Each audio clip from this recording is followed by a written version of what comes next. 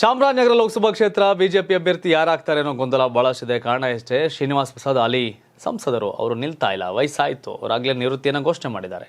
ಈಗ ಅವರ ಅಳಿಯ ಕೂಡ ಅಲ್ಲಿ ಅವರ ಹೆಸರು ಕೂಡ ಚಾಲ್ತಿಯಲ್ಲಿದೆ. ಅದರ ಜೊತೆಗೆ ಬಾಲರಾಜ್ ಮಾಜಿ ಶಾಸಕ, ಕೊಳ್ಳೇಗಾಲ XMLA, ನಿವೃತ್ತ IAS ಅಧಿಕಾರಿ ಶಿವರಾಮ್, ಹಾಗೆ ಶ್ರೀನಿವಾಸ್ ಪ್ರಸಾದ್ ವಿರುದ್ಧ ಕೆಲವು ಮತಗಳಲ್ಲಿ ಸೋತಿದ್ರು 2008ರಲ್ಲಿ ಬಿಜೆಪಿ ಅಭ್ಯರ್ಥಿಯಾಗಿ.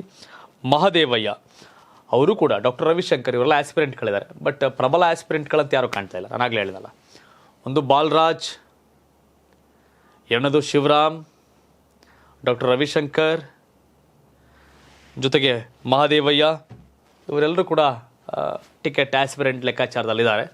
ಬಟ್ ಶ್ರೀನಿವಾಸ್ ಪ್ರಸಾದ್ ಅವರ ಅಳಿಯನ್ನು ಪಿಚ್ ಮಾಡ್ತಾ ಇದ್ದಾರೆ. ಅಳಿಯ ಕೂಡ ಇಲ್ಲಿ ಕೇಳ್ತಾ ಇದ್ದಾರೆ, ಡಾಕ್ಟ್ರು ಅವರು ಅದಕ್ಕೆ ರಿಸೈನ್ ಮಾಡಿ ಈಗ ಅಖಾಡಕ್ಕೆ ಬಂದವರೆ, ಟಿಕೆಟ್ ನನಗೆ, ನಾನು ಗೆಲ್ತೀನಿ ಅಂತ ಹೇಳ್ತಾ ಇದ್ದಾರೆ. ಬಟ್ ಕಾಂಗ್ರೆಸ್ ಎದುರಾಳಿ ಯಾರು ಆಗ್ತಾರೆ ಅನ್ನೋ ಪ್ರಶ್ನೆ ಚಾಮರಾಜನಗರದಲ್ಲಿ ಕಾಡ್ತಾ ಇದೆ. BJPಯಿಂದ ಯಾರು ಸ್ಪರ್ಧೆ ಮಾಡ್ತಾರೆ ಅಂತ. ಇನ್ನೊಂದು ಕಡೆ ಕಾಂಗ್ರೆಸ್ಸಲ್ಲಿ ಕೂಡ ಒಂದಷ್ಟು ಗೊಂದಲಗಳಿದೆ. ಕ್ಯಾಂಡಿಡೇಟ್ ಯಾರು ಅನ್ನೋ ಪ್ರಶ್ನೆಗಳು ಇನ್ನೂ ಕೂಡ ಉತ್ತರ ಸಿಕ್ಕಿಲ್ಲ. ಮಹದೇವಪ್ಪ ಇತ್ತು. ಮಹದೇವಪ್ಪ ಸ್ವತಃ ಹೇಳ್ಬಿಟ್ಟಿದ್ದಾರೆ, ನಾನು ನಿಲ್ಲಲ್ಲ ಅಂತ.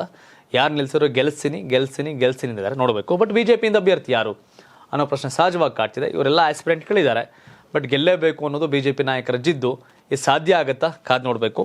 ತಾವೇನು ಹೇಳ್ತೀರಿ? ಚಾಮರಾಜನಗರ ಲೋಕಸಭಾ ಕ್ಷೇತ್ರ BJPಯಿಂದ ಯಾರು ಅಭ್ಯರ್ಥಿ ಆದರೆ ಸೂಕ್ತ?